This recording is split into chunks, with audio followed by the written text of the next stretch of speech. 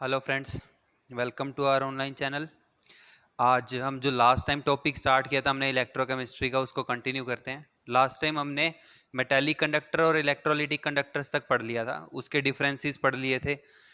और उसमें हमने ये पढ़ लिया था कि भाई चार्ज कैरियर कौन होते हैं, कौन से करंट को फ्लो कराते हैं, कौन से नहीं कराते। ठीक है, चार्ज कैरियर क्या होंगे। आज जो हम टॉपिक स्टार्ट कर रहे हैं वो है हमारे पास फैक्टर अफेक्टिंग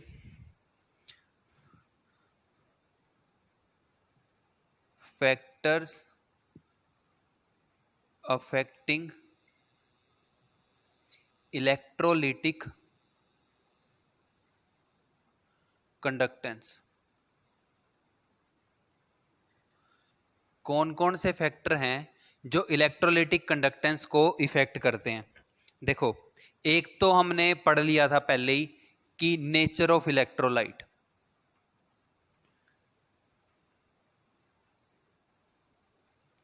भाई हमने इसमें यह पढ़ा था कि अगर स्ट्रॉन्ग इलेक्ट्रोलाइट है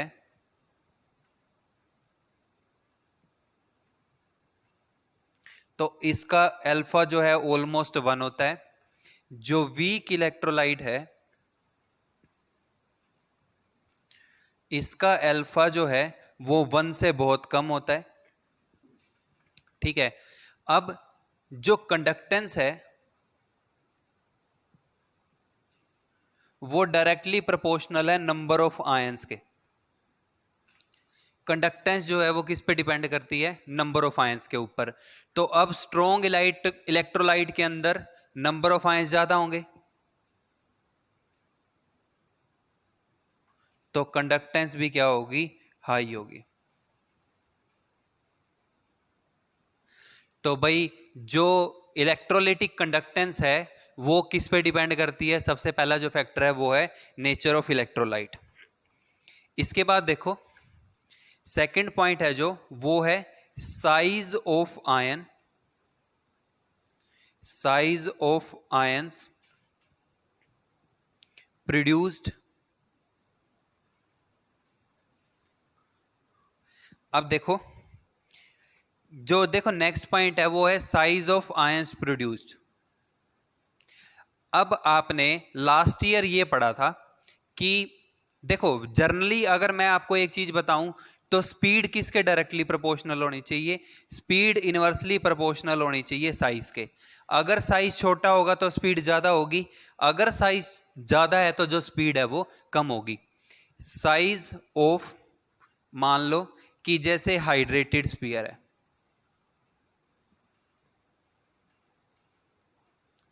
इफ सोलवेंट इज वाटर। भाई कंटेनर है, ठीक है, कंटेनर के अंदर आयन प्रोड्यूस हो रहा है।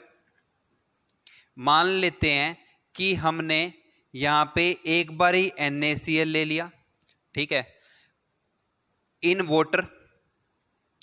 एक टाइम पे हमने KCl इन वाटर ले लिया। अब देखो ये टूटेगा तो क्या बनेगा? Na प्लस एक्वस बन रहा होगा और साथ में Cl नेगेटिव एक्वस बन रहा होगा। भाई इसके साथ वाटर जुड़ेगा, ऐसे ही ये जब टूटेगा तो K प्लस एक्वस बन रहा होगा और साथ में Cl नेगेटिव एक्वस बन रहा होगा। ठीक है, फिर ये K प्लस एक्वस का मतलब क्या है? K प्लस एक्वस का मतलब है जैसे Na प्लस एक्वस है या K प्लस एक्वस है, इसका मतलब क्या है कि जो Na प्लस है इसके चारों तरफ क्या आ रहे हैं? वाटर आ रहे हैं। देखो ऑक्सीजन की इलेक्ट्रोनेगेटिविटी ज्यादा होती है तो ऑक्सीजन पे डेल्टा नेगेटिव चार्ज, हाइड्रोजन के ऊपर डेल्टा पॉजिटिव चार्ज, तो इस नेगेटिव पॉजिटिव में इंटरेक्शन हो रही है। ठीक है, डेल्टा नेगेटिव डेल्टा पॉजिटिव,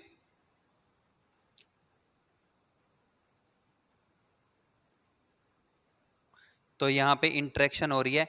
ये जो स्पीयर बन रहा है इसको हम कहते हैं हाइड्रेटेड स्पीयर। हाइड्रेटेड स्पीयर, ठीक है। अब जब आप सॉल्यूशन की बात करते हो तो in solution Na plus ion will not move. खाली Na प्लस मूव नहीं करेगा,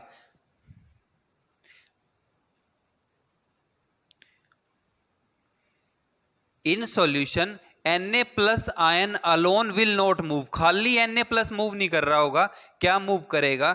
hydrated sphere of Na plus. क्या मूव कर रहा होगा? ये hydrated sphere of Na plus जो है वो मूव कर रहा होगा। ठीक है, तो अब जो कंडक्टेंस है, कंडक्टेंस किस पे डिपेंड करती है? साइज ऑफ हाइड्रेटेड स्पीयर के। अगर आप वाटर लेके चल रहे हैं तो क्या कहेंगे? Size of hydrated sphere. अगर और कोई सॉल्वेंट होगा तो क्या कहेंगे? Solvated spear.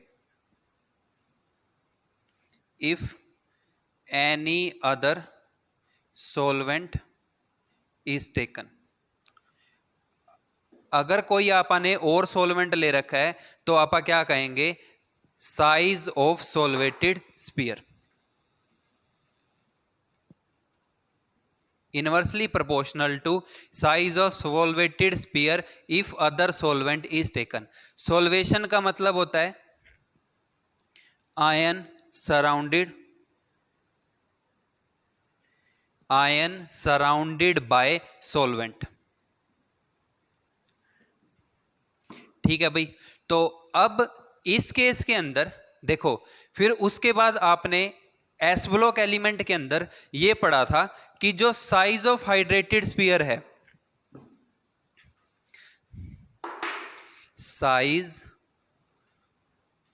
Of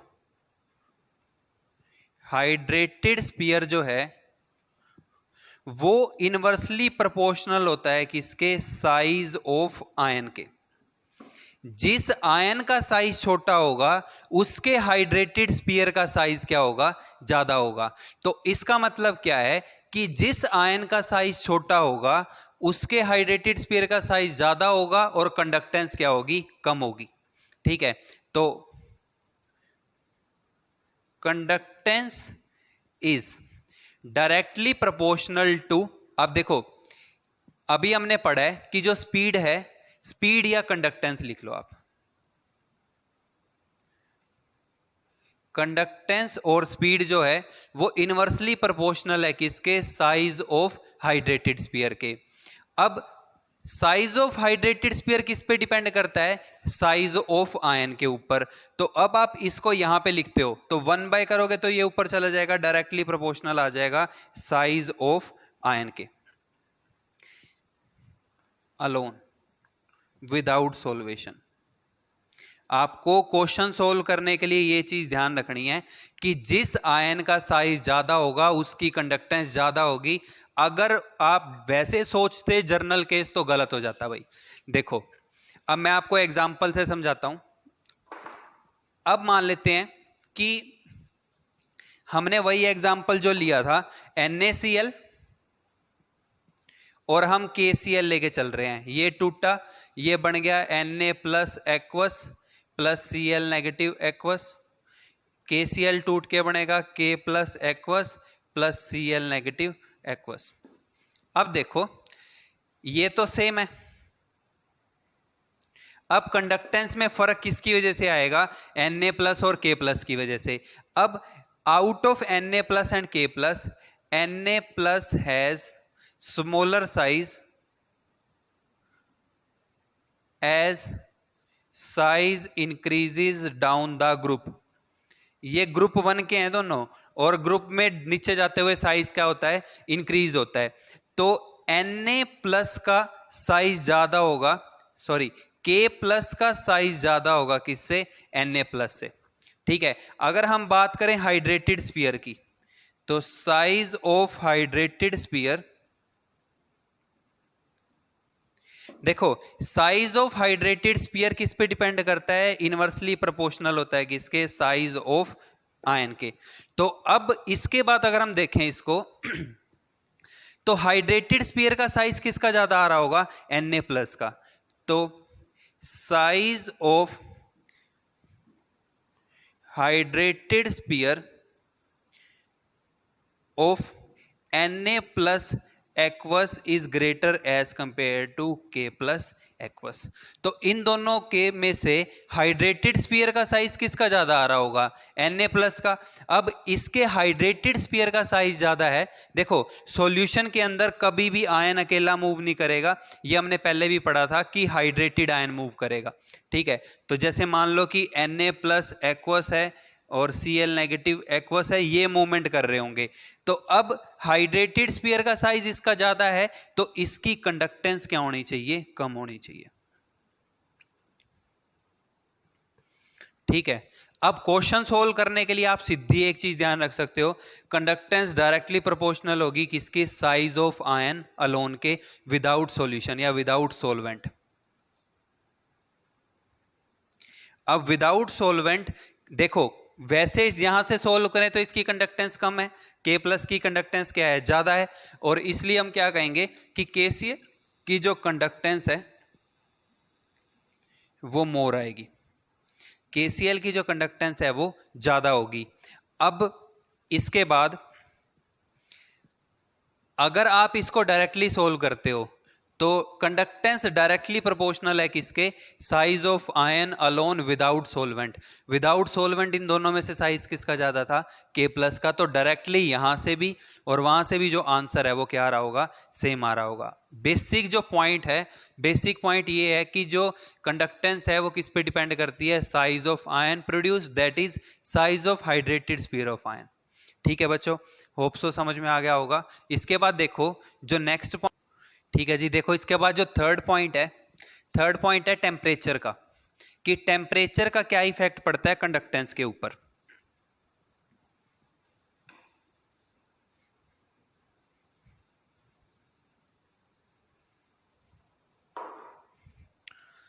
third point is temperature.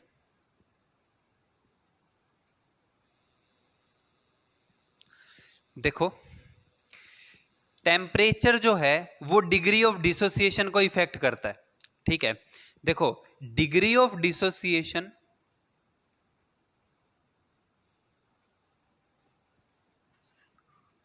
Depends on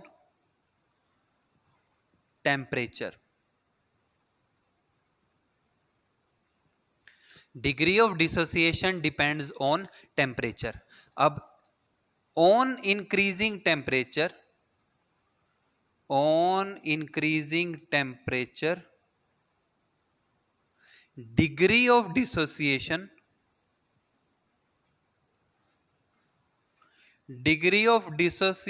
will increase and hence conductance। देखो टेम्परेचर इंक्रीज करने पे क्या होता है? डिग्री ऑफ डिसोसिएशन की वैल्यू जो है वो इंक्रीज होती है। Degree of dissociation will increase का मतलब क्या है लाइन का? कि number of ions will increase. अगर नंबर ऑफ आयंस इंक्रीज हो रहे हैं तो कंडक्टेंस भी क्या होगी? इंक्रीज होगी। तो इसका मतलब क्या है कि कंडक्टेंस जो है वो डायरेक्टली प्रोपोर्शनल है टेम्परेचर के।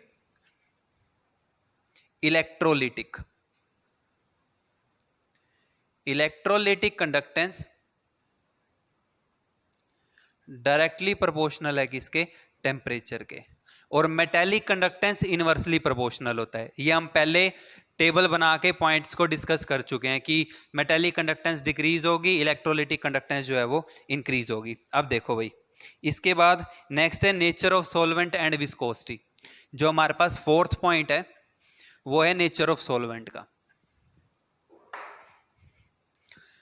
पॉइंट 4,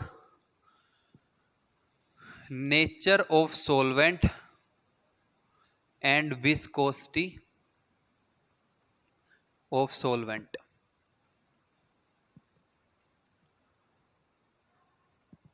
अब देखो मान लो कि कोई हमारे पास सोल्ट है, ठीक है, तो सोल्ट जो है उनका जर्नली नेचर पोलर होता है। तो सॉल्वेंट की पोलैरिटी जितनी ज्यादा होगी, आयंस का डिसोसिएशन उतना ज्यादा होगा और कंडक्टिविटी की वैल्यू उतनी ही हाई होगी। देखो ये आप पहले भी पढ़ चुके हो कि लाइक डिसोल्व लाइक, मतलब polar will dissolve in polar solvent। भाई जो पोलर सब्सटेंस है वो किस में डिसॉल्व होगा? पोलर सॉल्वेंट के अंदर ही डिसॉल्व होगा। ठीक है, तो जो इलेक्ट्रोलाइट्स हैं, electrolytes dissociates more in polar solvent.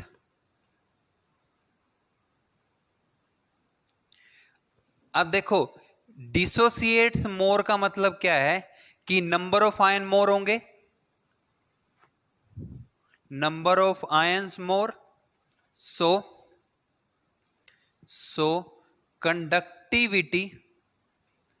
Conductivity value will increase. तो उस केस के अंदर कंडक्टिविटी की वैल्यू जो है वो क्या होगी? इंक्रीज होगी। तो आप यहां से ये कह सकते हो कि greater is the polarity of solvent, greater will be the conductivity. ठीक है भाई, जितना ज्यादा पोलर सॉल्वेंट होगा उतना ज्यादा इलेक्ट्रोलाइट डिसोसिएट होगा और उतनी ज्यादा कंडक्टिविटी वैल्यू होगी। तो एक चीज हम ये भी कह सकते हैं यहां से, high is polarity of solvent, high will B value of conductance. तो भाई जितनी ज्यादा पोलैरिटी होगी सॉल्वेंट की उतनी ज्यादा क्या आएगी अपने पास? कंडक्टेंस आएगी। ठीक है, इसके बाद देखो इसमें जो नेक्स्ट पॉइंट आता है वो था विस्कोसिटी का। अब विस्कोसिटी का क्या मतलब होता है? थिकनेस। भाई हम ये कहते हैं कि जैसे ग्लिसरीन है वो ज्यादा विस्कस होती है। विस्कस का मतलब क्या है कि जो डिफरेंट लेयर हैं सॉल्वेंट की उसमें जो इंटर इलेक्ट्रॉनिक अट्रैक्शन है वो ज्यादा है। ठीक है, तो जितनी ज्यादा विस्कोसिटी होगी कंडक्टिविटी की वैल्यू उतनी ही कम होगी। तो अगर मैं विस्कोसिटी ऑफ सॉल्वेंट की बात करूं तो high is viscosity value, less will be conductivity. जितनी ज्यादा विस्कोसिटी होगी उतनी कम क्या होगी? कंडक्टिविटी की वैल्यू होगी। ठीक है जी, अब देखो इसके बाद यहां पे अब आप एक चीज और कह सकते हो। अब अगर मैं बात करूं कि डाइलेक्ट्रिक कांस्टेंट क्या होता है, देखो एक ना सॉल्वेंट के साथ टर्म इंक्लूड होती है डाइलेक्ट्रिक कांस्टेंट, आप फिजिक्स में पढ़ते भी हो। आप इलेक्ट्रोस्टैट पढ़ रहे हो तो वहां पे परमिटिविटी ऑफ मीडियम ये सब लाइंस आप पढ़ोगे। तो आप यहां से एक चीज को और लिख सकते हो कि high is polarity of solvent और high is dielectric constant value of solvent, high will be conductance.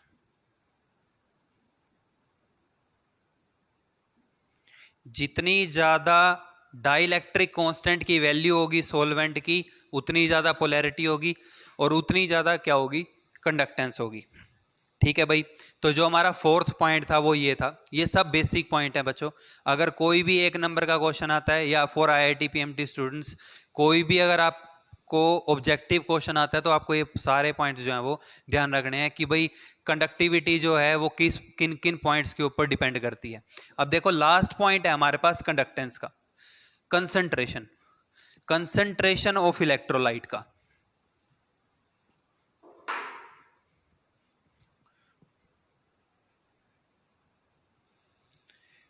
Concentration of electrolyte,